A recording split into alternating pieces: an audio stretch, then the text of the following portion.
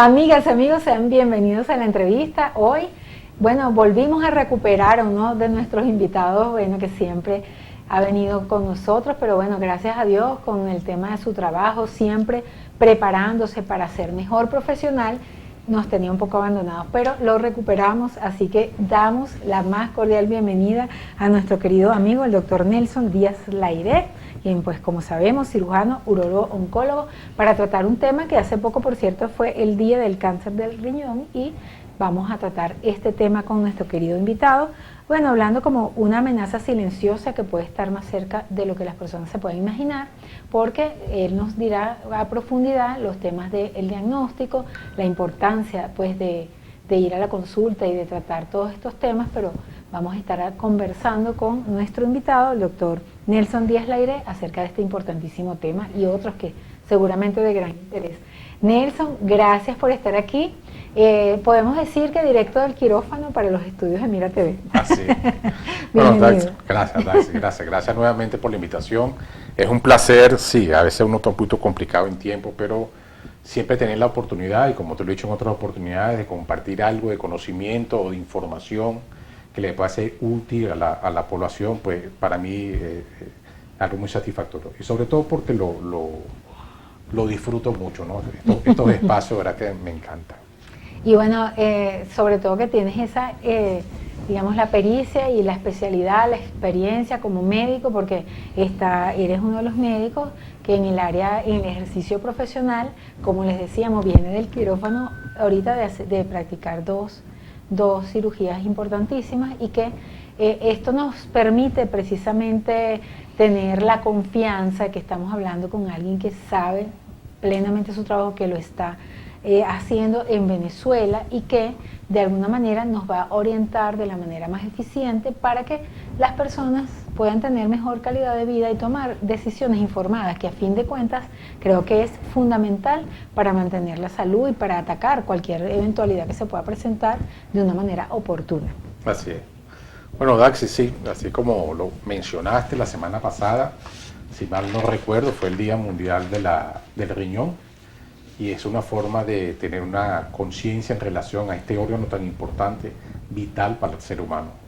El riñón, como tú bien sabes, es una estructura retroperitoneal en par, o sea, tenemos riñón derecho, riñón izquierdo. Es la única estructura visceral que está ubicada a nivel del retroperitoneo, aquí atrás, en la región lumbar. Bueno, y es tan importante que él interviene no solamente en el sistema hematopoyético, o sea, en la formación de los glóbulos rojos, interviene en el sistema de termorregulador del cuerpo, o sea, mantener una temperatura relativamente constante, sino que es el gran filtro del riñón. Es decir, como le digo yo a mi paciente en la consulta, la mayor parte de las impurezas nosotros las eliminamos a través de la vía renal, no por el sistema gastrointestinal, no por la materia fecal. Realmente el gran depurador del cuerpo es el riñón. Es por eso que cuando la gente entra en insuficiencia renal, si no se dializan 3 veces a la semana, pues mueren autoenvenenados, porque su sistema de filtro y depurador de la sangre es el riñón. Es impresionante escucharlo de esa manera, porque como tú mismo estás señalando, uno pensaría que bueno, que el cuerpo se limpia a través del sistema de los intestinos, que etcétera, también, ¿no? que también, claro. Pero que se pueda envenenar porque el riñón no esté funcionando correctamente, es algo así como que... Ahora fíjate, decíamos que, y cuando estuvimos tratando de investigar porque quiero que sepa, yo soy aprendiz de todo esto porque tengo que investigar para poder hacer la pregunta pertinente. Claro. Leí que el cáncer de riñón específicamente podría considerarse un enemigo silencioso. Sí. ¿Por qué? Realmente no es enemigo silencioso. Ajá. Lo que llamamos nosotros los asesinos silentes es la hipertensión y la diabetes. Okay. Pues son patologías médicas que pueden condicionar daño estructural en el cual el paciente no tiene mayor sintomatología, pero cuando comienza a tener sintomatología es porque ya la enfermedad ha dañado muchos órganos blancos.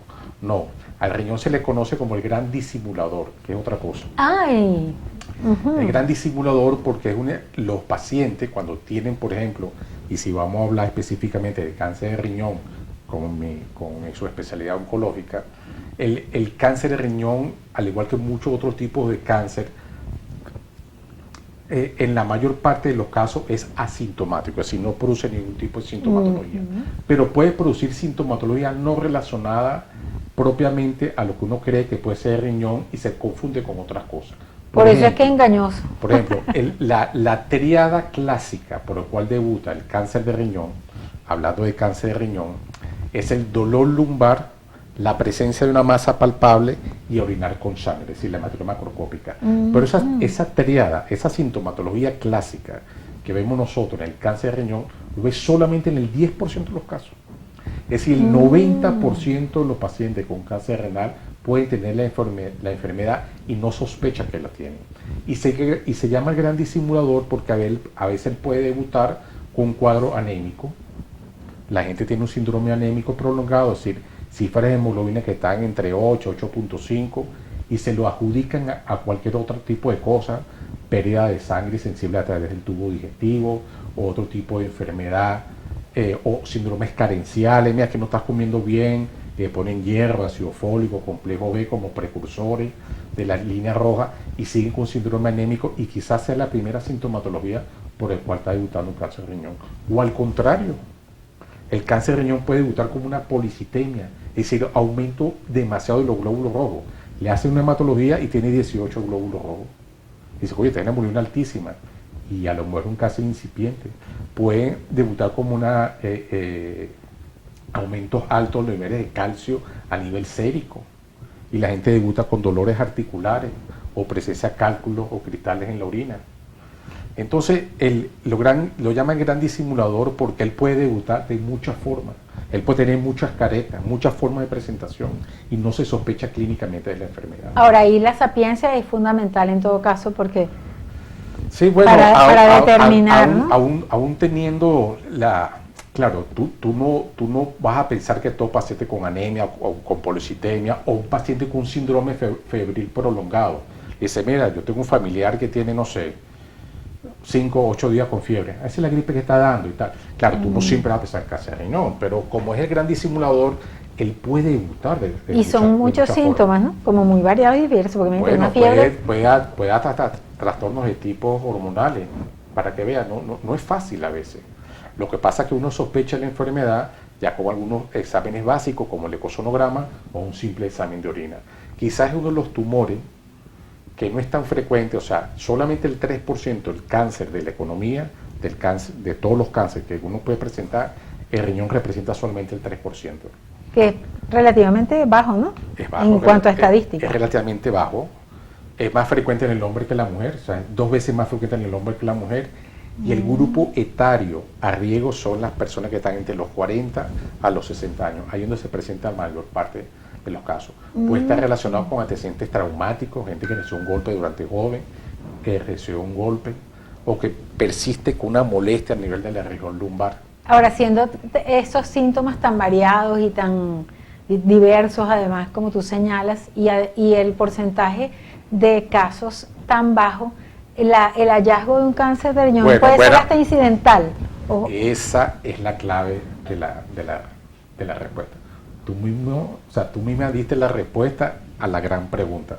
¿Cómo sospecha entonces tú de cáncer renal? Es muy difícil sospecharlo de entrada, al menos que tenga la triada clásica, dolor lumbar, masa palpable. Que solo es el 10%, tú señalas. Y exacto, y el muy bajo. sangre es muy bajo. Pero de resto tú sospechas el cáncer renal, inclusive siendo oncólogo médico, no. Porque hay muchas enfermedades que pueden tener muchos tipos de sintomatología que se pueden asemejar a cualquier otro tipo de trastorno, síndromes anémicos, síndromes febriles prolongados, etcétera, y no tienen por qué pensar en cáncer renal. Entonces, ¿cuál es la mayor parte de porcentaje del paciente diagnosticado con la enfermedad? Con los hallazgos incidentales, es decir, con el ecosonograma, con examen de orina simple. Yo creo que el ecosonograma, o el eco, o el ultrasonido, como la gente lo quiera llamar, dio un vuelco 180 grados en relación al diagnóstico de la enfermedad en forma precoz, en forma incidental.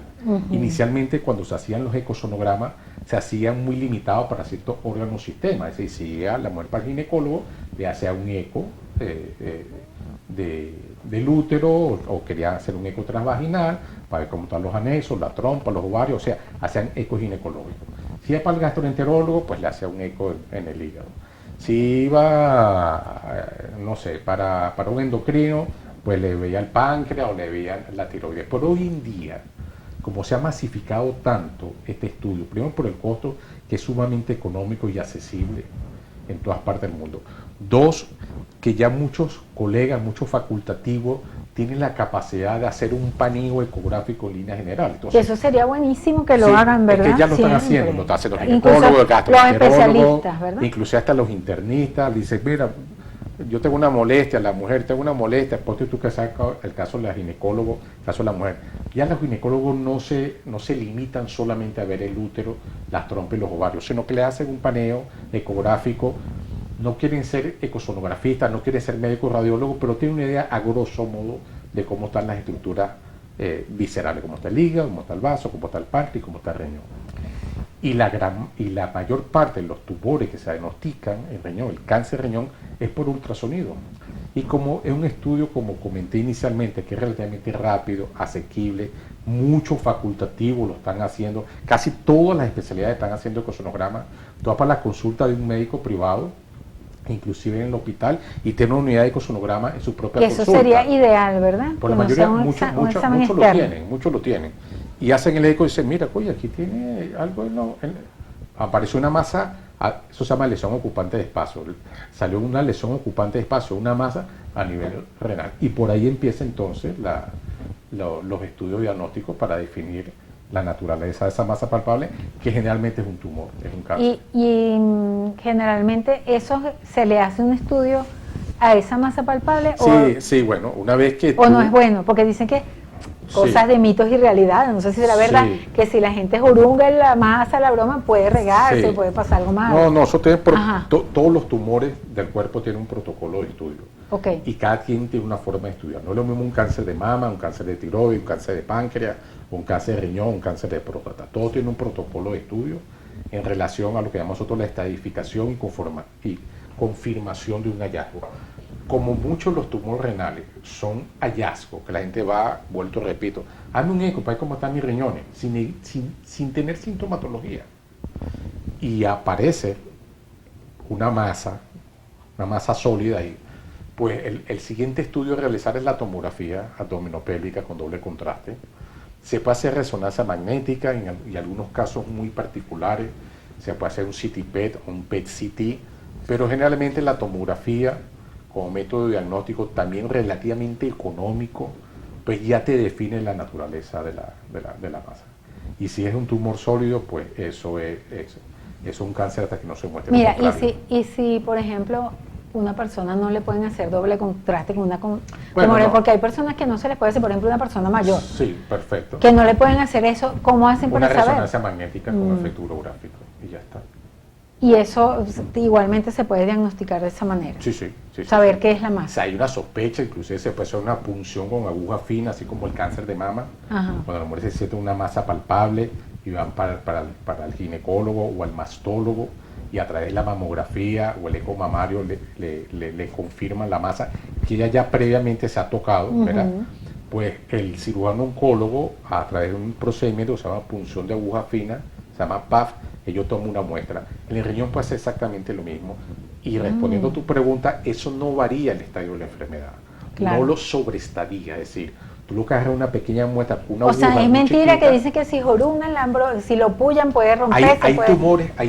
Hay tumores como el caso del cáncer del testículo, que ha existido mucha controversia, que no deberíamos hacerle punción porque la vía de diseminación del cáncer del testículo es por vía linfática y sí lo puede sobreestadiar.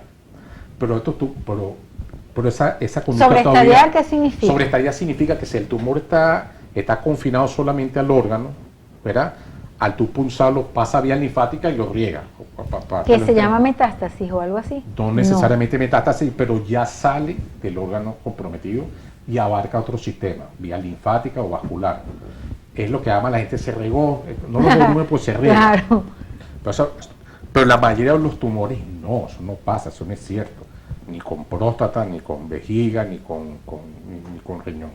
Entonces en el riñón, si hay una duda relativa, tú puedes hacer un PAF, tú puedes hacer una punción con aguja fina dirigida por eco o por tomografía, y eso es un procedimiento ambulatorio. Realmente ya no lo hacemos, porque con el avenimiento de los tomógrafos de última generación, Por ejemplo, ya saben si es de operación. anteriormente los tomógrafos eran de 4 cortes, era muy básico. Hoy en día existen tomógrafos de 128 cortes. Una diferencia la abismal. resolución imageológica es brutal y te hace reconstrucciones en 3D, te mide si es un tumor sólido, lo que llamamos nosotros unidad de Hounsfield, y sabemos exactamente no solamente la naturaleza de esa masa que apareció en el riñón, sino vemos también si está neovascularizado, si tiene muchas arterias, si es una arteria única, y eso para nosotros es importantísimo, pues podemos planificar el tipo de cirugía y cuál es la mejor opción quirúrgica, si es que va por opción quirúrgica de ese paciente. Es decir, con un examen de estos imagenológico, Sí. se puede determinar si una lesión, si una masa es cancerígena o no. Exactamente. Puede también haber, en el caso del riñón, puede darse una masa que sea benigna, como llaman. Sí, hay errores diagnósticos, por ejemplo, los angiomiolipomas, que son tumores grasos a nivel del seno renal, pueden dar confusión, sí, hay dudas. Hay tumores muy pequeños como los oncocitomas, pudiesen dar ese tipo de dudas relativas, pero como línea general, ya los tomógrafos de última generación, inclusive los tomógrafos ya de 16 o de 64 cortes, ya nos dicen a nosotros casi a ciencia cierta si la naturaleza es de un tumor maligno. ¿Y siempre hay que operarlo o hay otro tipo de tratamiento? Hay varios tipos de tratamientos, está lo que llaman la crioablación, que tú pones frío de muy bajo grado con nitrógeno líquido y si la masa es pequeña, eso depende también del tamaño del volumen del tumor. Si es un tumor muy pequeñito, tú puedes hacer lo que llaman crioablación o radiofrecuencia, que a través de una aguja uno pone nitrógeno líquido y desciende la temperatura de forma drástica solamente en el sitio donde está la masa, al igual que la radiofrecuencia. También hay tumores que por vía, si es un tumor pequeño con una arteria única, podemos hacer embolización selectiva a través de ya por tomógrafos y vemos cuál es la arteria que está limitando el tumor. Se hace un embolismo y desaparece el tumor. Son casos especiales. Qué interesante, ¿no? Son casos especiales, pero la mayoría de los casos son quirúrgicos. Y es la manera más rápida de resolver. Inclusive en los estadios avanzados. El tumor de riñón es uno de los pocos tumores de la economía. Cuando digo la economía, significa el cuerpo que puede tener indicación quirúrgica, tanto en los estadios iniciales, que llamamos nosotros el estadio 1, cuando el tumor es pequeño, menos de 7 centímetros, hasta tumores inclusive con metástasis. Súper interesante, que pueden ser totalmente curables. La mayoría de los casos sí. En la próxima parte vamos a conocer cuáles son los factores de riesgo en el caso del riñón y bueno, en líneas generales el cáncer, pero hoy estamos tratando específicamente el riñón con nuestro invitado, el doctor Nelson Díaz Laire.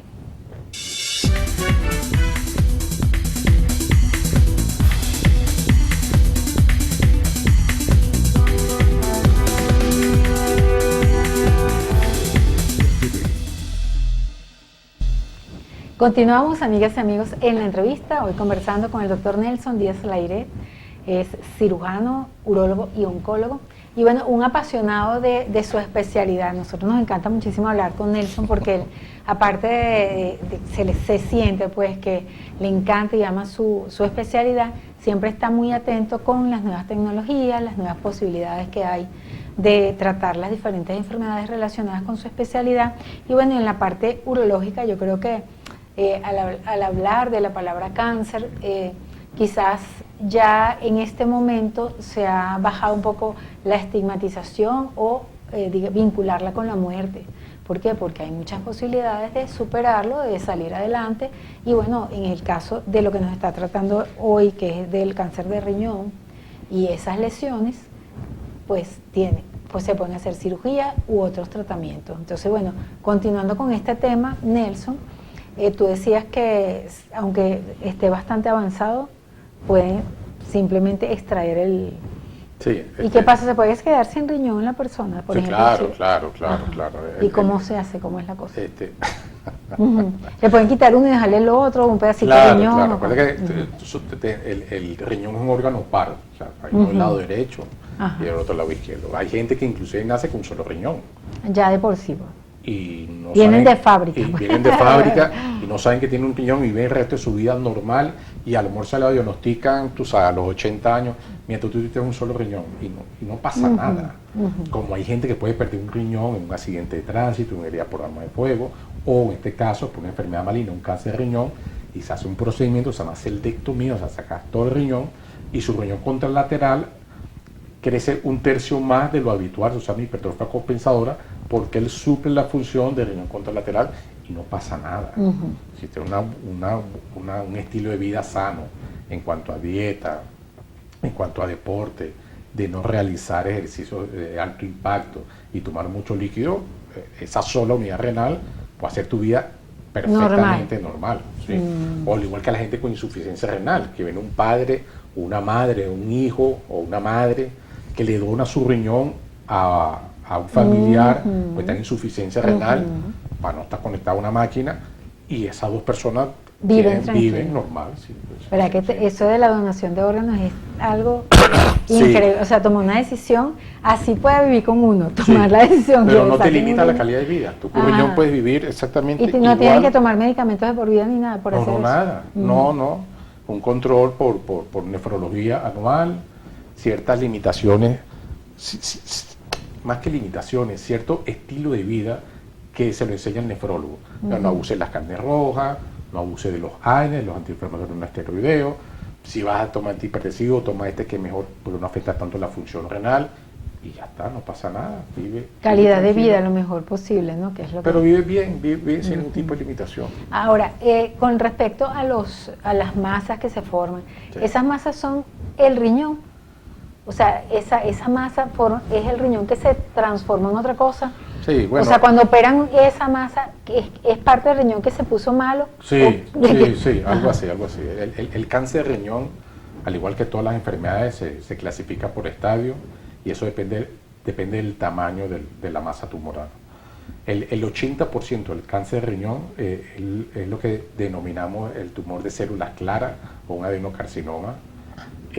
Hay otro tipo de tumores como los oncocitomas, los tumores de variedad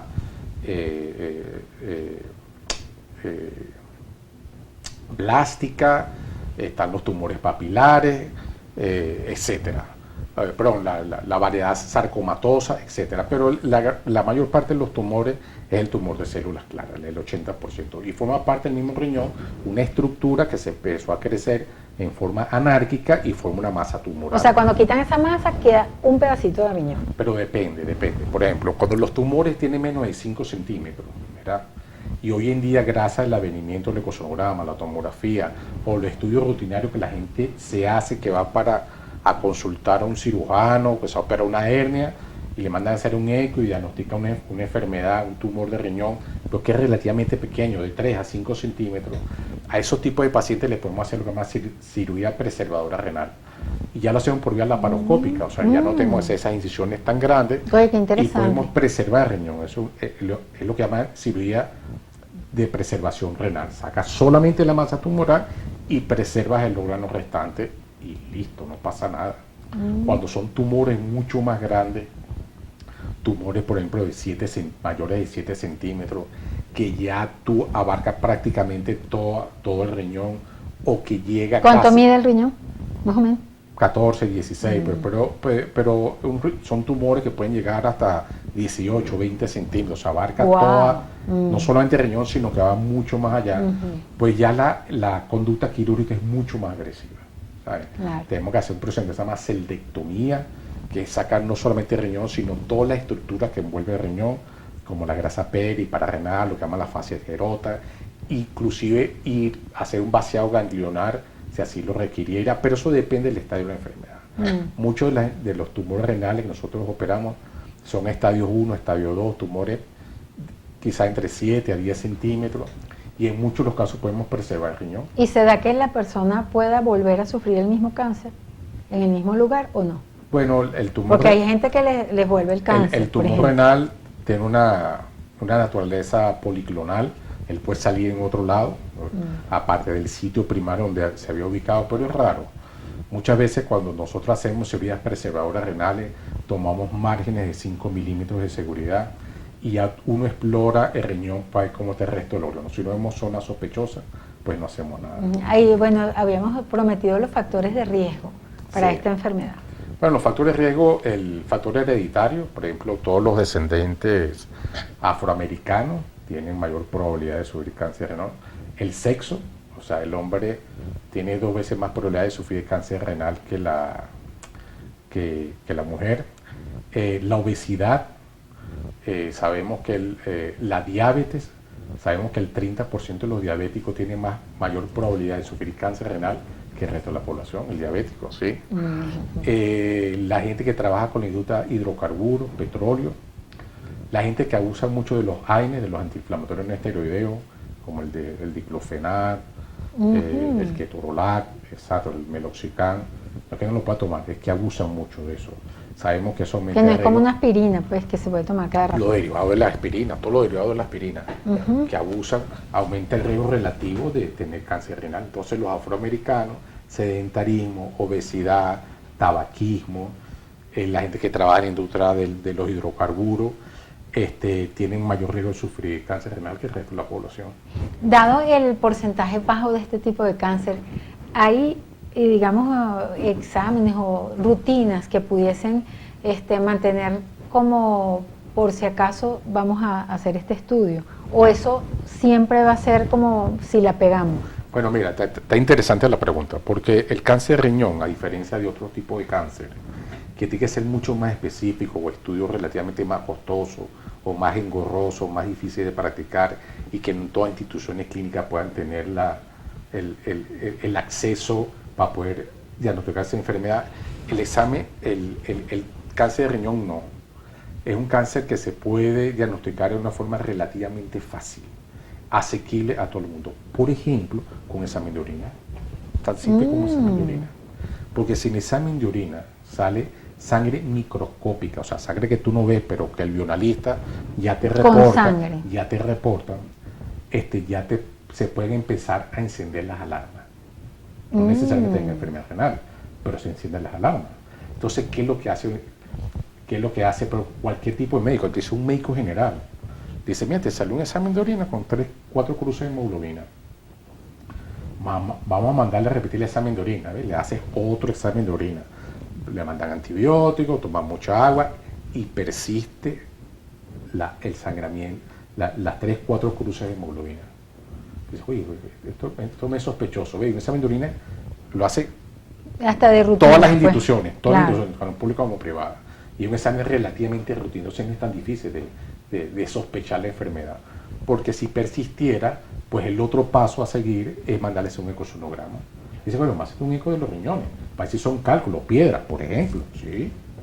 Que eso es otro tipo de tratamiento, que no es una cosa así tan... No, digo yo que justifique porque tenga sangre en orina. Okay. Y dice, bueno, no son piedritas o arenillas, que eso no existe, pero ahora inventó esa terminología. Pero vamos a hacerte un eco ¿Qué son? ¿Cómo se dice? Microlitiasis o nefrolitiasis. Yo puedo seguir siendo piedrita. Sí, sí. Entonces, si persiste un examen de orina con cruces de hemoglobina, ¿verdad? Con que ese facultativo, que sea un médico general de cualquier ambulatorio, dice, mira, vamos a hacer un ecosonograma. Simple, fácil, cualquier institución. Todos los hospitales tienen ecosonograma. Y al ecosonograma, que tú no estás diciendo que tenga tumor ni nada, pero, bueno, te repito, puede ser una infección urinaria, puede ser una piedrilla, un cálculo en el riñón, etcétera. Pues hacer el eco, ya tú sales de duda. Pues si en el eco no reporta nada y el riñón está normal, listo, no pasa nada. En cuanto a los tratamientos relacionados con el riñón y las nuevas tecnologías médicas, que hay tantos avances en el mundo, digamos, ¿cuáles son actualmente los avances relacionados con el riñón? Que las personas puedan decir, wow, esto antes era así de una manera dantesca y ahora es mucho mejor. ¿O simplemente se ha mantenido más o menos igual la cirugía? Pues mira, esa pregunta es sumamente interesante, pero yo creo que de toda la entrevista creo que es una de las más interesantes a mi punto de vista, porque el cáncer de riñón ha dado un vuelco 180 grados desde cómo lo tratábamos en la década de los 80 a hoy en día, sobre todo por el advenimiento de fármacos nuevos que existen. Por ejemplo, en la década de los 80 la única alternativa que teníamos nosotros para tratar en forma médica a los pacientes con cáncer de riñón era la inmunoterapia clásica, que era el interferón alfa o la interleuquina. El 15% de los pacientes respondía, la tasa de supervivencia o de curabilidad era menos del 3%, era muy baja, pero era lo que existía. Te estoy hablando de la década de los 80, eso fue hace nada. Ayer, en términos médicos, para nosotros no es mucho. Después, en el 2019, o sea, ayer, empezamos a experimentar a nivel mundial con nuevos tipos de drogas que se llaman inmunoterapia dirigida, target dirigida, lo que llaman inmunoterapias modernas.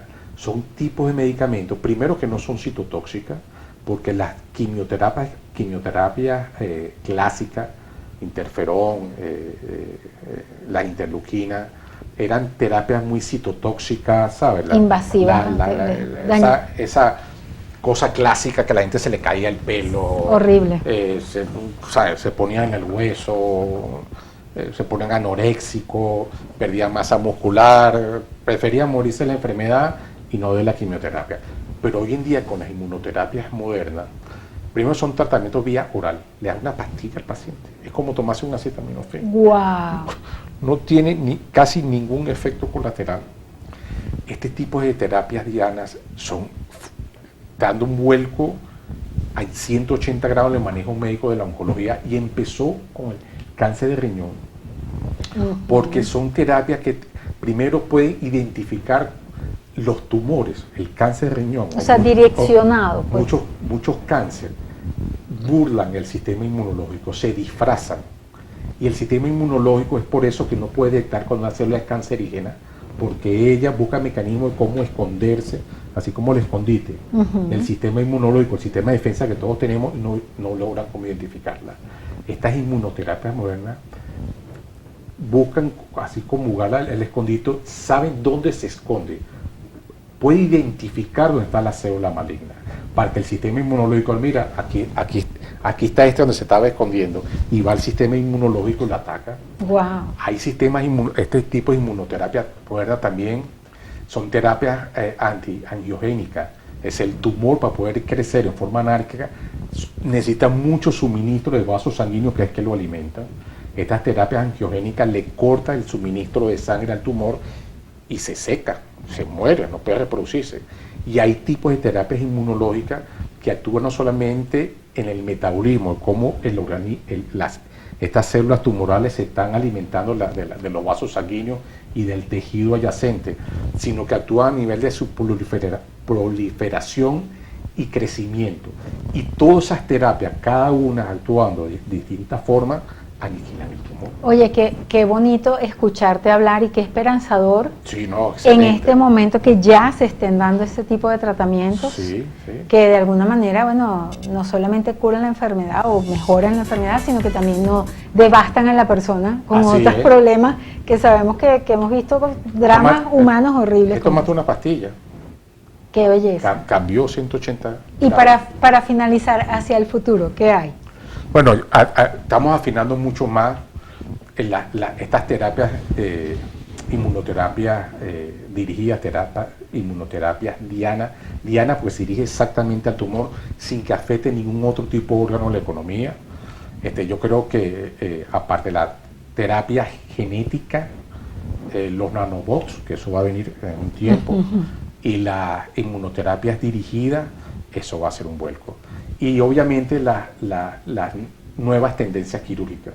Hoy en día contamos con instrumental laparoscópicos de última generación, que no somos, cuando tenemos que sacar el tumor porque está grande y ya no va a responder la inmunoterapia, podemos hacer incisiones sumamente pequeñas, que son cirugías prácticamente ambulatorias. El paciente se va al día siguiente con incisiones mínimas y saca el tumor. Entonces, tanto el avenimiento de las nuevas terapias médicas como el arsenal quirúrgico terapéutico de última generación, laparoscópico o cirugía asistida por robot, pues está dando un vuelco de 180 grados, no solamente para el cáncer renal, sino yo creo que para todos los tipos de cáncer que pueda sufrir el hombre. Qué bonito, muchísimas gracias. Gracias, Alexi. Súper interesante esta conversación, siempre agradecidos de tu presencia aquí. No, vale, placer, gracias Siempre por todo. Muy contentos gracias de por la verte. oportunidad de estar aquí como siempre. Muchísimas gracias a nuestro querido amigo, el doctor Nelson Díaz Layret, con quien estuvimos conversando este tema de gran interés. A ustedes, nuestros queridos y distinguidos televidentes, gracias porque una vez más nos permitieron acompañarles a través de la primera televisora de los Altos Mirandinos, Mira TV. A nombre de nuestro director Antonio Brantes y quien tuvo el inmenso placer de conversar con ustedes, Daisy Oropesa, nos despedimos. Hasta la próxima.